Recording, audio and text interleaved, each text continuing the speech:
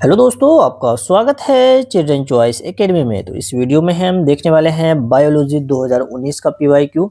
Already मैंने आपको 2016, 17 और 18 का मैंने पीवाईक्यू करवा दिया है और साथ के साथ इसका मैंने आपको पीडीएफ भी दे दिया है। कहाँ पे मेरे भाई? टेलीग्राम पे। तो अगर आपने आपको टेलीग्राम ज्वाइन नहीं किया है तो ज़रूर ज्वाइन कर लेना, वहाँ से आपको इसका पीडीएफ मिल जाएगा। चलिए फिर स्टार्ट करते हैं।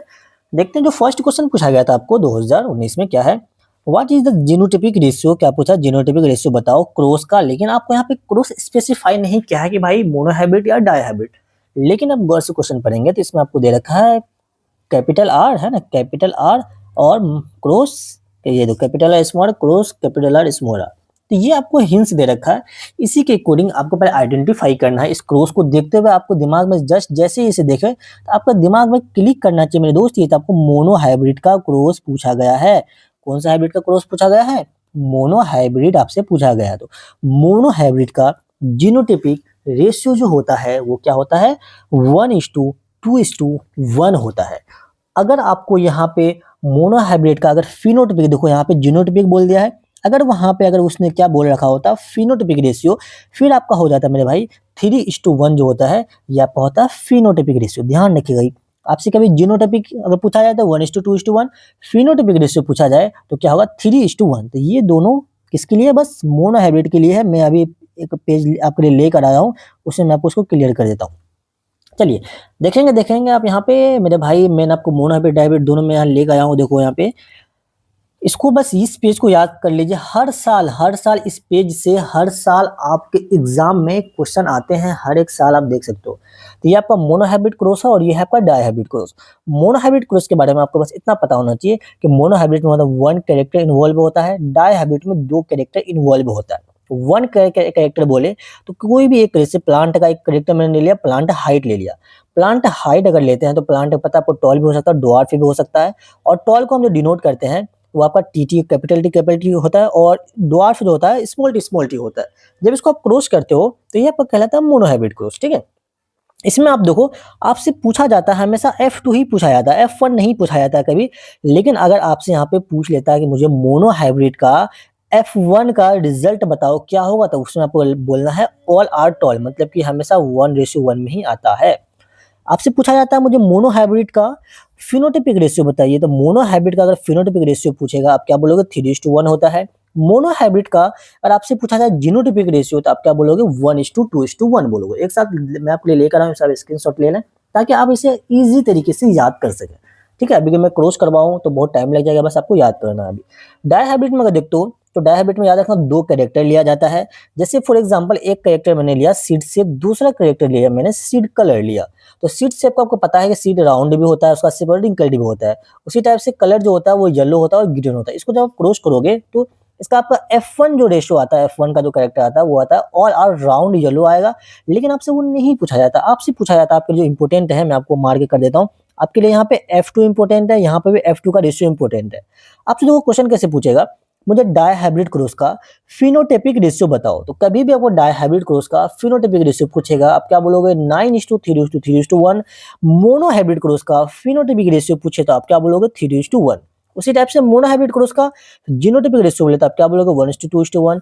डायहाइब्रिड क्रॉस का जीनोटाइपिक रेशियो बोले तो आप बोलोगे 1:2:1:2:4:1:1। ठीक है, ये आपको याद कर लेना एज इट इज। यहाँ पे मैंने आपको क्रॉस करके भी दिखाया है। देखो अब ये मोनोहाइब्रिड क्रॉस का है, मैंने एक ही किया है। आपको पता है, देखो अभी आपको यहाँ पे सिंबॉलिक फॉर्म में दे रखा था ना, इस वजह से मैं आपको ये दिखा रहा हूँ। तो देखो ये अगर सिंबॉलिक फॉर्म में अगर यहाँ पे क्या है, कैपिटल आर स्मॉल आर और cross capital R small R, मतलब इससे आपको समझना है कि भाई ये एक ट्रेट है, ये एक ट्रेट है। तो ये आपका क्या हो गया?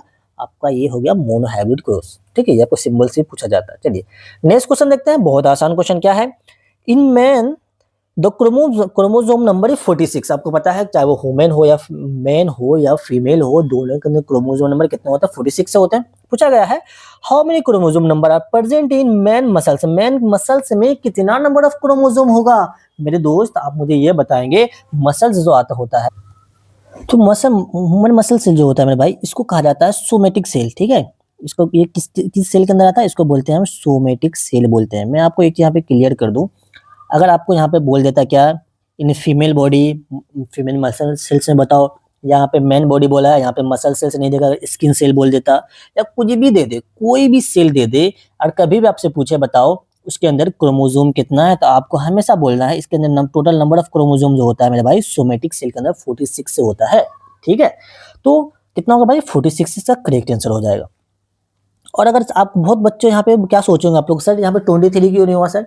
मेरे भाई 23 क्रोमोसोम जो होता है ये हमेशा न हमेशा गैमीट में प्रेजेंट होता है, याद रखिएगा 23 क्रोमोसोम हमेशा न हमेशा गैमीट में प्रेजेंट होता है, चाहे वो मेल गैमीट हो। अगर आपसे पूछ लिया जाए बताएंगे मेरे दोस्त मेरे भाई बताएंगे कि मेल गैमीट में कितने नंबर ऑफ क्रोमोसोम है, आप क्या बोलेंगे 23। अगर पूछ लिया जाए कि फीमेल में कितने नंबर ऑफ क्रोमोसोम, आप क्या बोलेंगे 23। और पता है मेल के गैमेट को क्या कहते हैं, जल्दी बताओ। स्पर्म कहलाता है। मेल का गैमेट क्या है? स्पर्म है। तो अगर आपसे एग्जाम में पूछ लिया जाए स्पर्म बताओ, स्पर्म के अंदर नंबर ऑफ क्रोमोसोम कितने हैं, आप क्या बोलोगे? इसके अंदर 23 होता है। और उसी इसलिए फीमेल का जो गैमेट होता है उसको हम क्या कहते हैं? एग बोलते हैं, या इसी का दूसरा नाम होता है ओवा होता है, ठीक है। अगर आपसे पूछ लिया जाए कि एग में बताओ या ओवा में बताओ कि नंबर ऑफ क्रोमोसोम कितना होता है, आप क्या बोलोगे? इसके अंदर भी 23 नंबर ऑफ क्रोमोसोम होता है। आपको पता है ये दोनों मिलके क्या बनाता है? जाइगोट बनाता है। ये दोनों मिलकर क्या बनाता है मेरे भाई? जाइगोट बनाता है, ध्यान रखिएगा। चलिए नेक्स्ट क्वेश्चन देखते हैं, क्वेश्चन नंबर 3, बेहतरीन सा question. The plant hormone which is essential for the cell division. भाई बहुत बार ये क्वेश्चन आया हुआ है। सेल डिवीजन अगर आपसे पूछे तो आप याद रखिएगा सी से सेल डिवीजन, ये एग्जैक्ट क्वेश्चन कई बार आए हैं। देखो सी से सेल डिवीजन और सी से साइटोकाइनिन। जो साइटोकाइनिन होता है वो किस चीज में हेल्प करता है? वो सेल डिवीजन में हेल्प करता है। मैंने ऑलरेडी 2 बार मैंने बता रखा था। मैं उसी आपको देखो ये पेज में लेकर आया हूँ। इस पेज को आप एज इट इज याद कर लीजिएगा, जो यहाँ पे लिखा हूँ मैं आपको समझा देता हूँ। तो इससे क्वेश्चन हर साल आपके एग्जाम में आते हैं। तो मैं जहां जहां पे स्टार पॉइंटर लगाऊंगा उसको बहुत अच्छे तरीके से अभी आपको याद करना है। आपसे पूछा जाता है स्टीम एलोंगेशन में कौन हेल्प करता है? ऑक्सीजन, है ना। बस दो, जितना मैं पॉइंट लगाऊं उतना ही याद करना, ज्यादा याद मत करना। और ऑक्सीजन का एक तो फंक्शन होता है स्टीम को एलोंगेशन करना। सबसे पहले देखो एक मिनट, सबसे पहले देखो प्लांट हार्मोन को हम कितनी कैटेगरी में बांटते हैं? 3 कैटेगरी में। एक होता है ग्रोथ प्रोमोटर, एक होता है ग्रोथ इनहिबिटर, एक होता है ग्रोथ प्रोमोटर एंड इनहिबिटर, जिसका दोनों नेचर होता है। आपसे क्वेश्चन पूछा जाता है बताओ ग्रोथ को प्रमोट करने वाला हार्मोन कौन कौन सा है? तो याद रखना ग्रोथ प्रोमोटर सिर्फ अगर यही पूछ लिया जाए तो अगर आपसे ऑक्सीजन हो, जिब्रेलिन हो और साइटोकिनिन हो, ये तीनों जो होते हैं ये ग्रोथ प्रोमोटर होता है। आपसे ऑप्शन में ए बी सी ये दे रहा है और डी दे देगा ऑल, तो आपको ऑल में टिक लगाना है। या इसमें से किसी एक का नाम हो तो उसमें आपको टिक लगाना है। अगर आपसे पूछा है ग्रोथ इनहिबिटर कौन सा है तो आप क्या बोलेंगे? एब्सिसिक एसिड को हम ग्रोथ इनहिबिटर हार्मोन कहते हैं। और दोनों नेचर कौन सा हार्मोन का होता है? जो इथाइलिन होता है इसका दोनों नेचर होता है, ग्रोथ को प्रमोट करना भी होता है और ग्रोथ को क्या करता है? इनहिबिट करना भी इसका नेचर होता है। तो याद रखना यहाँ से ये क्वेश्चन ये बनते हैं। दूसरा क्वेश्चन आपसे पूछा जाता है कि स्टेम एलोंगेशन, अगर स्पेसिफाई से पूछे स्टेम एलोंगेशन में कौन हेल्प करता है तो मेन हार्मोन होता है ऑक्सीजन होता है, ठीक है। आपसे पूछा जाए कि प्रोमोट सीड जर्मिनेशन कौन करवाता है, आप क्या बोलेंगे? जिब्रेलिन सीड जर्मिनेशन कराता है। और आपसे पूछा जाए कि भाई सेल डिवीजन, जो अभी पूछा गया था सेल का डिवीजन कौन करवाता है, आप क्या बोलोगे? साइटोकाइनिन। और प्रिवेंट विल्टिंग को प्रिवेंट कौन करता है, आप क्या बोलेंगे? साइटोकाइनिन। अगर प्रिवेंट पूछे तो साइटो, ये क्वेश्चन आया हुआ इसलिए बता रहा हूँ। प्रिवेंट अगर पूछे तो आपको बोलना है साइटोकाइनिन बोलना है। लेकिन आपसे पूछे काउज कौन करवाता है विल्टिंग, फिर आपका आंसर आ जाएगा एब्सिसिक एसिड। अगर प्रिवेंट विल्टिंग बोले तो साइटोकाइनिन और काउज विल्टिंग बोले तो फिर आ जाएगा एब्सिसिक एसिड। एज को डिले कौन करवाता है? साइटोकाइनिन। इसी वजह से इस हार्मोन को हम किस नाम से जानते हैं? एंटी एजिंग हार्मोन कहते हैं। आपसे डायरेक्ट क्वेश्चन ये पूछा जाता है कि एंटी एजिंग हार्मोन किसको कहते हैं, आप क्या बोलोगे? साइटोकाइनिन को बोलते हैं। एक क्वेश्चन अब डायरेक्ट ये भी पूछा जाता है कि स्ट्रेस हार्मोन किसको कहते हैं, आप क्या बोलोगे? मैं दोस्त एब्सिसिक एसिड को हम स्ट्रेस हार्मोन कहते हैं। इसका काम जो होता है स्टोमेटा को क्लोज करना, प्रोमोट करना लीफ एंड, जो आपको लीफ को गिराने में हेल्प करता है। फ्रूट जो गिर जाता है उसको, जो गिरता है किसकी वजह से गिरता है? वो एब्सिसिक एसिड उसको गिराता है। वेल्टिंग काउज कराना और इंड्यूस्ड डोरमेंसी, ये इंपोर्टेंट जो पॉइंट है मैं यहाँ पे लिख दिया हूँ। इसका भी आप स्क्रीनशॉट ले लीजिए, अदरवाइज आपको पीडीएफ के फॉर्म में आपको अवेलेबल करवा दूंगा टेलीग्राम पे। तो आप टेलीग्राम में जरूर ज्वाइन कर लीजिए, वहाँ पे इसका आपको पीडीएफ भी मिल जाएगा। एज इट इज मैं आपको वहाँ पे अपलोड कर दूंगा। अब आते हैं इथाइलिन। इथाइलिन के बारे में सबसे इंपॉर्टेंट पॉइंट है भाई, ये कैसा हार्मोन है? गैसियस हार्मोन है। एक ही ऐसा हार्मोन है जो कि गैसियस हार्मोन है और यही हार्मोन फ्रूट को पकाने में हेल्प करता है, स्टॉप करता है। देखो ये दो हेल्पफुल है, मतलब प्रमोट कर रहा है। और अगर देखेंगे आप तो ये जो हेल्प स्टॉप करता है स्टेम को स्टॉप होता है एलोंगेशन, स्टेम एलोंगेशन में को स्टॉप करने में हेल्प करता है, रूट एलोंगेशन को स्टॉप करने में हेल्प करता है। इसी वजह से इसको हम कहते हैं ग्रोथ रेगुलेटर। इसको आप याद कर लेना। चलिए नेक्स्ट क्वेश्चन देखते हैं मेरे दोस्त। क्वेश्चन नंबर 4 फाइनल में पहुंच चुके। इसमें पूछा गया है आपसे कि which statement is not true about thyroxine, बताएंगे थायरोक्सिन के लिए इसमें से कौन सा ट्रू नहीं है। तो थायरोक्सिन के बारे में आपको क्या पता होना चाहिए? थायरोक्सिन इज़ कॉल्ड कॉल्ड क्या थायरोक्सिन जो है is also called thyroid hormone. क्या इसको हम थायरॉइड हार्मोन कहते हैं? बिल्कुल, बिल्कुल भाई, ये जो थायरोक्सिन होता है, ये कहाँ से मतलब ये कहाँ से आता कहाँ से है? ये थायरॉइड ग्लैंड होता है, वहीं से आता है ना? रिलीज़ कहाँ से? थायरॉइड ग्लैंड से रिलीज़ होता है, इस वजह से इसको हम कभी-कभी थायरॉइड हार्मोन भी कहते हैं। मतलब ये बात तो हमारा सही बात है, आपसे पूछा कौन-सा गलत बात है? Thyroid gland require iodine to synthesis of था बिल्कुल भाई, इसको आयोडीन की बहुत ज़्यादा ज़रूरत होती है। अगर आयोडीन ना हो, अगर देखो थायरोक्सिन बनाने के लिए आयोडीन की ज़रूरत होती है। आपसे एग्ज़ाम में पूछा जाता है कि अगर आयोडीन की कमी हो जाती है, तो मुझे बताएँगे कि कौन-सी बीमारी होती है? तो बेहतरीन सा बीमारी है जिसको हम ग्वाइटर कहते हैं। ये बीमारी कब होता है? जब आयोडीन की कमी हो जाती है। किसकी कमी होती है मेरे भैया? आयोडीन की जब कमी होती है तो ग्वाइटर जैसा बीमारी हो जाता है। ये भी मतलब ये बात भी सही है। तीसरा पॉइंट अगर आप पढ़ोगे क्या है? Iron is essential for the नहीं भाई, आयरन एसेंशियल नहीं है, इसके लिए आयोडीन एसेंशियल है। सो आपका करेक्ट आंसर चला जाएगा ऑप्शन नंबर सी। ये बात है, ये स्टेटमेंट आपका गलत है। आयरन एसेंशियल नहीं है, इसके लिए एसेंशियल क्या है? आयोडीन एसेंशियल है। फोर्थ अगर देखोगे, it regulate the carbohydrate, protein, fat. बिल्कुल भैया, इसी वजह से इसको हम क्या कहते हैं? ये जो मेंटेन करता है, ये इसको हम इसलिए क्या कहते हैं? ये किस चीज़ को मेंटेन करता है भैया? ये ग्रोथ को मेंटेन करता है। ये जो हार्मोन होता है ना, ये ग्रोथ को मेंटेन करता है। बीएमआर आपने पढ़ा होगा, बेस्ट है ना? बीएमआर पढ़ा होगा, तो ये बीएमआर को भी रेगुलेट करता है। तो याद रखना ये सारी चीजें। नेक्स्ट क्वेश्चन देखो, क्वेश्चन नंबर 5, इसमें पूछा है कि वेयर डज फर्टिलाइजेशन, एक मिनट भैया इसको थोड़ा सा मैं शिफ्ट कर दूं, थोड़ा सा दिक्कत दे रहा है ये। हाँ, देखो क्या है, वेयर डज फर्टिलाइजेशन अकर, बताएंगे फर्टिलाइजेशन कहाँ पे अकर होता है भैया? ये भी क्वेश्चन ना जाने कितने बार पूछे गए हैं, तो याद रखना है फर्टिलाइजेशन होता है वो ओविडक्ट में होता है। तो सर मुझे बता दो कि यूटेरस में क्या होता है? यूटेरस के अंदर में आपसे पूछा जाता है कि बताओगे इम्प्लांटेशन कहाँ पर होता है? इम्प्लांटेशन कहाँ पे होता है? तो आप क्या बोलोगे? यूटेरस के अंदर क्या होता है? इम्प्लांटेशन होता है। ठीक है। अगर आपसे पूछा जाए, चलो इसको पूरा लिख देता हूँ, इम्प्लांटेशन होता है यूटेरस में। सर्विक्स क्या है भाई? सर्विक्स जो है ये कनेक्ट करता है, आपसे पूछा जाता है कौन सा ऐसा स्ट्रक्चर है जो कि कनेक्ट करता है किसको? यूटेरस को, है ना? यूटेरस को विजाइना के साथ कनेक्ट कौन करता है? तो आप क्या बोलोगे? वो जो स्ट्रक्चर कहलाता है वो आपका क्या कहलाता है? सर्विक्स कहलाता है। और बाकी जो ओविडक्ट है, इसी को हम किस नाम से भी जानते हैं? इसी को हम जानते हैं फैलोपियन ट्यूब के नाम से भी इसी को हम जानते हैं। तो आपको याद रखना है ये चीज़, फैलोपियन ट्यूब। और फैलोपियन ट्यूब के अंदर ही क्या होता है? फर्टिलाइजेशन होता है। सो आपका करेक्ट आंसर चला जाएगा option number C. Next question देखो, ब्लड कंसिस्ट व्हाट, इसमें बताएंगे जो ब्लड होता है इसके अंदर जो फ्लूइड नेचर का मीडियम होता है वो किसकी वजह से होता है? ये क्वेश्चन पूछा गया है। सबसे पहले अगर आप ब्लड को आइडेंटिफाई कर दे, ये आपका ब्लड हो गया। ब्लड को आप दो पार्ट में डिवाइड करते हैं, है ना? एक पार्ट होता है इसका प्लाज्मा, एक पार्ट क्या होता है भैया? एक पार्ट होता है इसका प्लाज्मा होता है एक पार्ट, एक होता है ब्लड सेल। एक क्या होता है? Blood cell. मुझे बताओ ब्लड सेल के अंदर क्या क्या आता है? ब्लड सेल के अंदर 3 ब्लड सेल होते हैं जिसको हम कहते हैं आरबीसी और डब्ल्यूबीसी, और एक होता है प्लेटिलेट, है ना? प्लेटिलेट। तो ये ब्लड को अगर डिवाइड करते हो तो एक आता है इसका प्लाज्मा, दूसरा आता है ब्लड सेल। तो प्लाज्मा का जो परसेंटेज होता है ये भी कभी आपसे पूछ लिया जाता है। तो प्लाज्मा होता है 55%, पी से प्लाज्मा, पी से 55, और ब्लड सेल जो होता है भैया ये आपका होता है 45%। और प्लाज्मा जो होता है ये किस नेचर का होता है? ये फ्लूइड नेचर का होता है। ये कैसा नेचर का होता है भैया? ये आपका है फ्लूइड नेचर। भाई आपसे पूछा है, मुझे बताएंगे ब्लड कंसिस्ट ऑफ, मतलब फ्लूइड जो मीडियम होता है इसमें कौन सा होता है? प्लाज्मा जो होता है ये आपका होता है फ्लूइड नेचर का।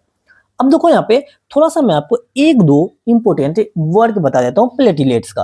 जो प्लेटिलेट्स का जो आपका वर्क होता है वो क्या होता है, क्या आप जानते हो? जो ब्लड क्लॉटिंग में हेल्प है, आपसे पूछा जाता है, मुझे डायरेक्ट बताएँगे कि ब्लड क्लॉटिंग में कौन सा ब्लड हेल्प करता है? तो ब्लड क्लॉटिंग में हेल्प करता है प्लेटिलेट। डिफेंस में कौन सा हेल्प करता है? डिफेंस मैकेनिज्म किसका काम है? तो वो होता है डब्ल्यूपीसी।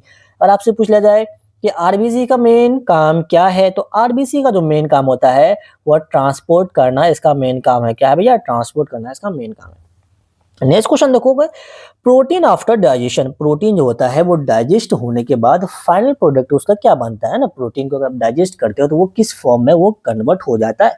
क्या कार्बोहाइड्रेट में कन्वर्ट होता है? नहीं भाई, कार्बोहाइड्रेट में वो कन्वर्ट नहीं होता है। इसको तो कट कर दो आप। क्या सर एमिनो एसिड में होता है? बिल्कुल भाई, जब आप प्रोटीन का फाइनली जब डाइजेशन हो जाता है ना, प्रोटीन का जब फाइनली क्या होता है डाइजेशन होता है, वो जो बन जाता है फाइनली वो एमिनो एसिड बनता है। सो आपका करेक्ट आंसर चला जाएगा इसका ऑप्शन नंबर बी, इसका बिल्कुल एंड बिल्कुल करेक्ट है।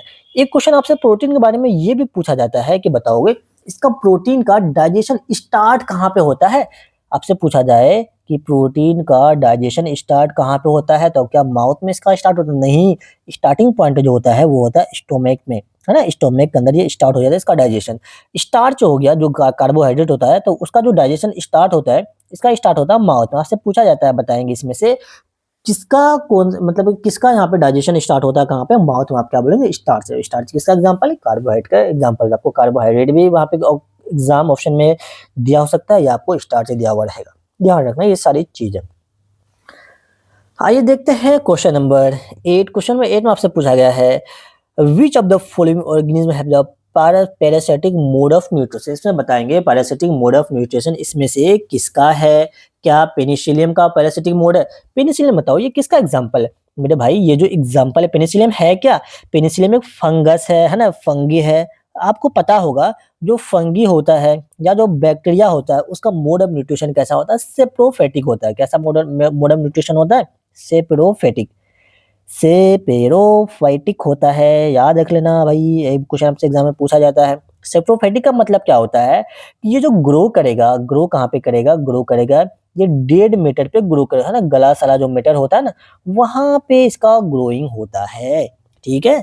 जो पैरामीशियम होता है ये किसका एग्जाम्पल है? ये आपको एग्जाम्पल पूछ रहा है, बताओ पैरामीशियम है क्या? तो पैरामीशियम है रे भाई, ये होता है आपका प्रोटोजोआ। ये क्या होता है? ये होता है प्रोटोजोआ, लेकिन ये पैरासिटिक नेचर का नहीं होता है। ठीक है। बाकी अगर आप देखेंगे प्लाज्मोडियम, प्लाज्मोडियम बिल्कुल भाई यही होता है, पैरासिटिक मोड ऑफ न्यूट्रिशन का होता है ना। या पूछा जाए कैसा पैरासिटिक है भाई? ये होता है इंडो पैरासिटिक। कैसा होता है? Indo parasitic. इतना नहीं पूछेगा बट बता देते हैं। पैरासिटिक मतलब होता क्या सर? मुझे ये तो नहीं बताया आपने। देखो यार पैरासिटिक मतलब क्या होता है? अब सिंपल वर्ड में अगर मैं आपको बताऊं पैरासिटिक मतलब क्या होता है, मान लेते हैं ये कोई लिविंग बॉडी है ना, ये लिविंग बॉडी है, इसके अंदर जाकर है ना, इसके अंदर ये होस्ट है, इसके अंदर जाकर जिंदा रहता है, इसके अंदर चला जाता है और वहां पे वो अपना भोजन को इकट्ठा करता है। सिंपल वर्ड में आप ये समझ सकते हो, यही आपका पैरासिटिक मोड ऑफ न्यूट्रिशन कहलाता है। मतलब इसके अंदर चला गया और यहाँ से अपना खाना पीना खा रहा है, मस्ती में मौज कर रहा है। क्वेश्चन नंबर 9 अगर देखते हैं, इसमें पूछा गया है the kidney in human beings. बताएंगे जो किडनी होता है उसका काम क्या है? फंक्शन पूछा है, क्या उसका काम एक्सक्रीशन करवाना होता है या आपका न्यूट्रिशन का काम करवाना होता है या रेस्पिरेशन या ट्रांसपोर्टेशन? चलिए एक एक को समझते हैं। सबसे पहले देखते हैं न्यूट्रिशन क्या इसका काम है? ना भाई, न्यूट्रिशन से इसका काम नहीं है, इसको कट कर दीजिए। रेस्पिरेशन किसका काम है? ये आपसे एग्जाम में पूछा जा सकता है। जो रेस्पिरेशन करवाता है आपको पता है ह्यूमन बॉडी में पूछा गया है ना, ह्यूमन बींग्स में जो रेस्पिरेशन का काम होता है वो किसका होता है भाई? वो होता है लंग्स का। तो लंग्स से क्या काम करता है? रेस्पिरेशन का काम करता है। और ह्यूमन बॉडी के अंदर जो ट्रांसपोर्ट होता है, मतलब कि ट्रांसपोर्टेशन का काम कौन सा ऑर्गन करता है? आपका जो हार्ट हो गया भाई, वो किसका काम होता है? उसका काम होता है ट्रांसपोर्टेशन करना। और ब्लड जो होता है इन दोनों, ये दोनों मिलकर ट्रांसपोर्ट करते हैं। बाकी जो किडनी का काम होता है एक्सक्रीशन करवाना। नेक्स्ट क्वेश्चन देखोगे, अब मुझे बताओ सर एक्सक्रीशन क्या है? क्या आप जानते हो? तो ये आपके लिए मैं होमवर्क देता हूँ। बताओ एक्सक्रीशन का मुझे आप डेफिनेशन बताना। What is excretion? एक्सक्रीशन आखिर है क्या? नेक्स्ट क्वेश्चन देखो, question number 10। A specific messenger molecule specie synthesized by an endocrine gland. ध्यान रखना मेरे भाई, ऑलरेडी मैंने ये चीज बता रखा है। इंडोक्राइन ग्लैंड से जो रिलीज होता है उसको हम क्या कहते हैं? क्या वो एंजाइम होता है, केमिकल होता है या हार्मोन होता है? तो याद रखना इंडोक्राइन ग्लैंड से जो रिलीज होता है उसको हम हमेशा ना हमेशा बोलेंगे क्या? हार्मोन। हार्मोन ये क्या कहलाता है? हार्मोन का। चलो यहाँ पे अगर देखो, यहाँ पे अगर आपसे एंजाइम से पूछ लेता तो एंजाइम जो होता है ना ये रिलीज कहाँ से होता है? ये आपको होता है एक्सोक्राइन से रिलीज होता है। यहाँ पे लिखता हूँ ताकि आप अच्छे से समझ जाए। एक्सोक्राइन ग्लैंड से तो रिलीज होता है, वो क्या होता है? वो आपका होता है एंजाइम। और केमिकल को आप छोड़ दो, केमिकल ऐसा कुछ इसमें यूज नहीं है। लेकिन हार्मोन जो रिलीज होता है वो आपका एंडोक्राइन ग्लैंड से रिलीज होता है। और हार्मोन का मेन काम क्या होता है? ये एक स्पेसिफिक मैसेंजर होता है जो कि आपका जो टारगेट ऑर्गन होता है, जो टारगेट पॉइंट होता है वहां तक ही जाता है। किसके थ्रू जाता है? आपसे पूछा जाता है कि ये जो हार्मोन मान लेते हैं यहाँ पर, यह टारगेट पॉइंट है। ये क्या है?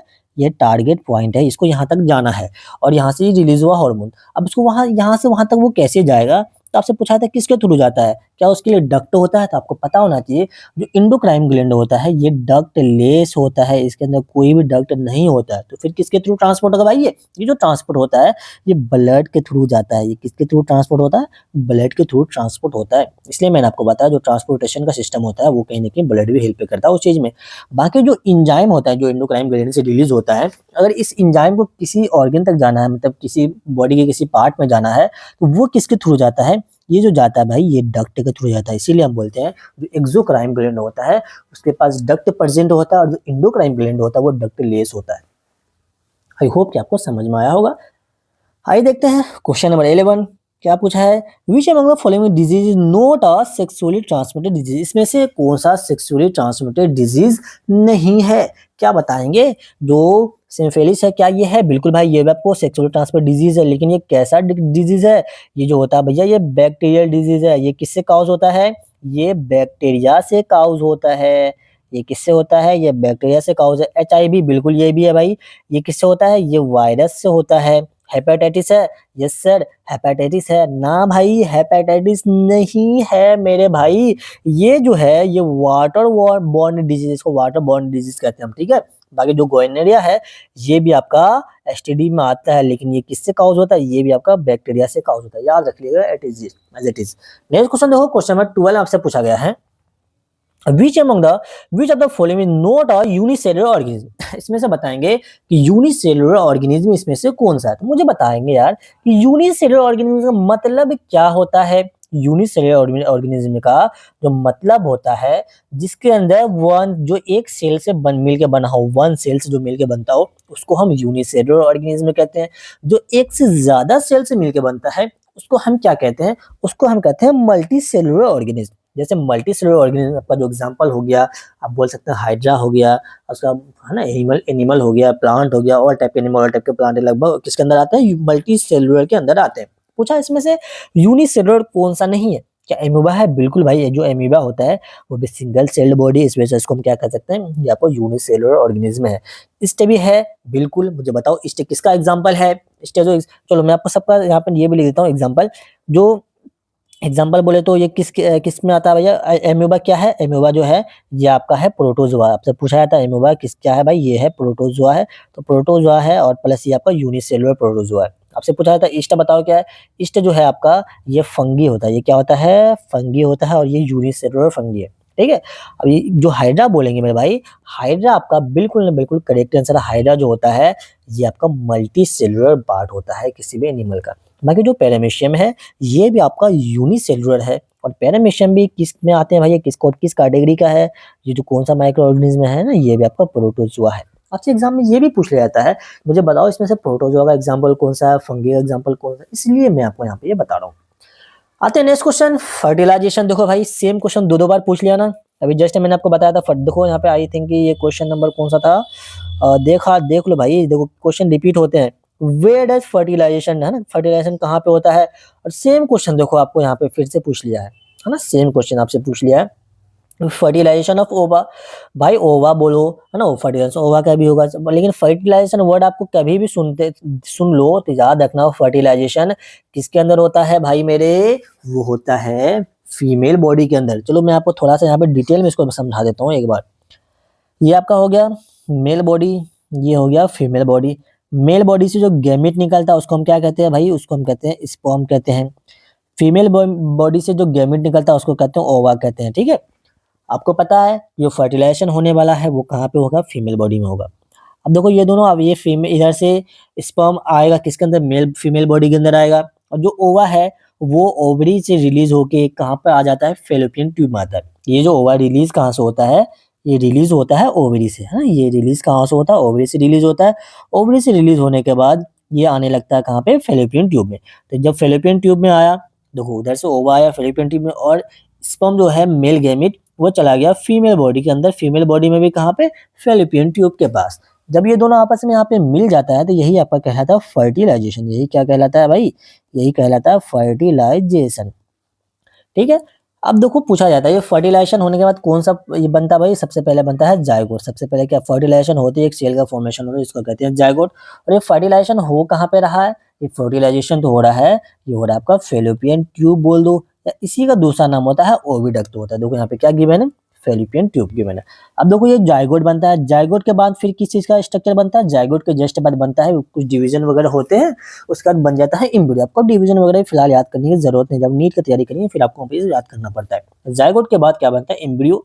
अब ये एम्ब्रियो जो है, ये एम्ब्रियो चला जाता है कहाँ पे, ये देखो ये जाइगोट अभी कहाँ फैलोपियन ट्यूब में है, फैलोपियन ट्यूब से बना, जाइगोट से बना एम्ब्रियो। अब ये एम्ब्रियो चला जाता है यूटेरस में, ये एम्ब्रियो कहाँ चला जाता है, यूटेरस में चला जाता है। मतलब इसी वजह से कहते हैं कि यूटेरस में क्या होता है, इम्प्लांटेशन ऑफ एम्ब्रियो। तो यहाँ पे आप इस बार यूटेरस में आप क्या लिख लो कि इम्प्लांट, इसको अच्छे से लिख लेंगे इस बार, जो यूटेरस होता है इसके अंदर इम्प्लांटेशन, है ना, सिर्फ इम्प्लांट लिख देता हूँ, इम्प्लांट ऑफ क्या होता है भैया, इम्प्लांट ऑफ एम्ब्रियो। ये जो एम्ब्रियो बना ना इसका इम्प्लांटेशन होता है ना, फिर वहीं पे उसको खाना पीना मिलता है, इसी को यहीं पे खाना पीना मिलता है, फिर इसकी बॉडी का फुल्ली डेवलपमेंट होता है। अब यहाँ पे ये भी लिख सकते हो कि डेवलपमेंट ऑफ एम्ब्रियो, यहाँ पे ये भी क्वेश्चन आपके आते हैं कि डेवलपमेंट ऑफ एम्ब्रियो कहाँ पे होता है, तो आप क्या बोलोगे, यूटेरस में होता है।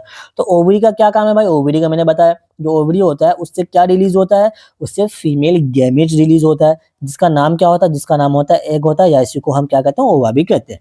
ठीक है, तो आई होप कि आपको ये सारी चीजें समझ में आ गई होगी।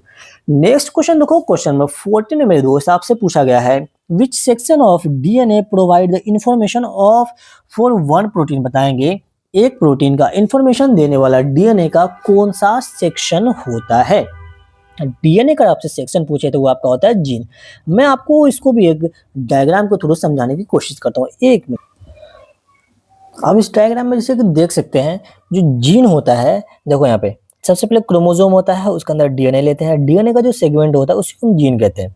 देखो जीन के बारे में आपको दो एक पॉइंट याद रखना है। जीन को हम क्या कहते हैं, ये जो होता है भाई, ये यूनिट ऑफ डीएनए होता है। ये क्या होता है, फंक्शनल यूनिट ऑफ डीएनए है ना, फंक्शनल यूनिट ऑफ डीएनए होता है, जिसको हम जीन को कहते हैं। आपसे डायरेक्ट एग्जाम में यही पूछा जाता है, मुझे फंक्शनल यूनिट ऑफ डीएनए बताओ, क्या बोलेंगे, जीन बोलेंगे। ठीक, और ये जो होता है, ये एक टाइम में एक ही प्रोटीन को कोड करता है। ठीक, बस इतना सा भी जान लो, फिलहाल इससे ज्यादा जानने की आपको जरूरत नहीं है। और आपसे अगर ये भी पूछ ले, मुझे बताओगे ये जीन कहाँ पे प्रेजेंट होता है, देखो ये जीन कहाँ पे प्रेजेंट है, ये न्यूक्लियस है, न्यूक्लियस के अंदर होता है क्रोमोसोम, उसके अंदर डीएनए, डीएनए के अंदर होता है जीन। आपसे पूछे कि जीन कहाँ पे प्रेजेंट होता है, सेल के किस कौन से वाले पार्ट में, आप क्या बोलेंगे, न्यूक्लियस के अंदर जीन प्रेजेंट होता है। बस इतना सा आपको जानना है, इससे ज्यादा जानने की जरूरत आपको नहीं है।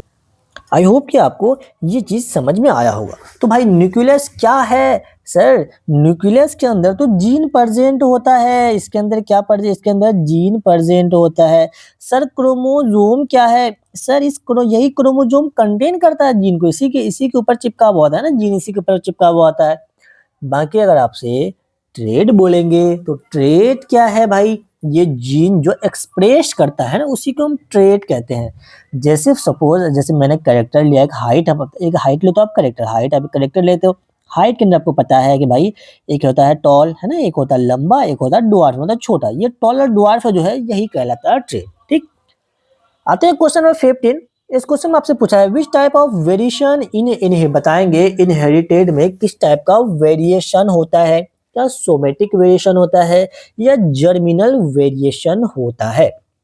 सबसे पहले मुझे एक बात बताओ, देखो भाई जो इनहेरिटेड वेरिएशन होता है ना, इसका मतलब क्या होता है, इसका मतलब होता है कि ऐसा वेरिएशन जो कि पास होता है, ऐसा वेरिएशन जो कि पास होता है वन जनरेशन से, मतलब एक जनरेशन से दूसरे जनरेशन में जो वेरिएशन पास होता है उसको हम क्या कहते हैं, इनहेरिटेड जनरेशन कहते हैं।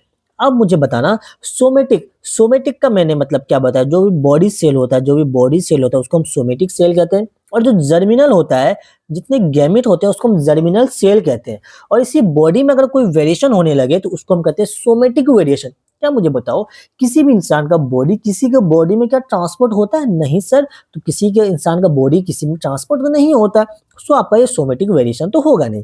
अब मुझे बताओ, गैमेट क्या एक बॉडी से दूसरे बॉडी में ट्रांसपोर्ट होता है, यस सर, गैमेट तो बिल्कुल ट्रांसपोर्ट होता है। तो इसी को हम क्या कहते हैं भाई, इसी को हम कहते हैं जर्मिनल वेरिएशन कहते हैं। बोथ ऑप्शन आपका यहाँ पे नहीं होगा, ठीक है, तो आपको यहाँ पे याद रखना ये चीज।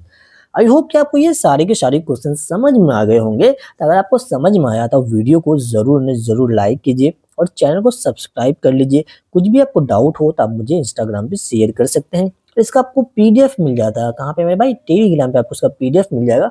आप टेलीग्राम ज़रूर जॉइन कर लीजिएगा। चलिए मिलते हैं फिर नेक्स्ट वीडियो में, तब तक के लिए ओके बाय, अपना ख्याल रखें।